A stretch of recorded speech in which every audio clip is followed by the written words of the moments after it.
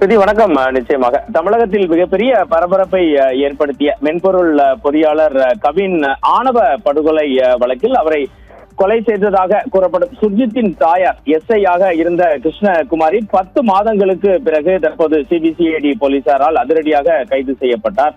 தலைமறைவாக இருந்து கைது செய்யப்பட்ட எஸ்ஐ கிருஷ்ணகுமாரி ஜாமீன் கேட்டு திருநெல்வேலி வன்கொடுமை வழக்கு நீதிமன்ற நீதிபதி ஹேமா முன்பு தனது ஜாமீன் மனுவை தாக்கல் செய்திருந்தார்.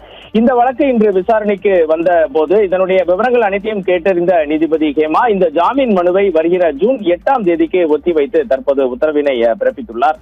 10 மாதங்களாக தலைமறைவாக இருந்த கிருஷ்ணகுமாரி ஆட்சி மாற்றத்திற்கு பிறகு அதிரடியாக கைது செய்யப்பட்டதும் பின்னர் அவர் உடனடியாக ஜாமீன் கேட்டு திருநெல்வேலி வன்கொடுமை வழக்கு நீதிமன்றத்தில் தனது ஜாமீன் மனுவை தாக்கல் செய்ததும் மிகுந்த முக்கியத்துவம் வாய்ந்ததாக பார்க்கப்படுகிறது. இந்த வழக்கில் தற்போது கைது செய்யப்பட்டு சுர்ஜித்தின் தகப்பனார் எஸ்ஐ ஆக இருந்த சரவணன், தாயார் கிருஷ்ணகுமாரி மற்றும் அவரது உறவினர் ஜெயபால் அனைவருமே சிறையில் தான் உள்ளனர்.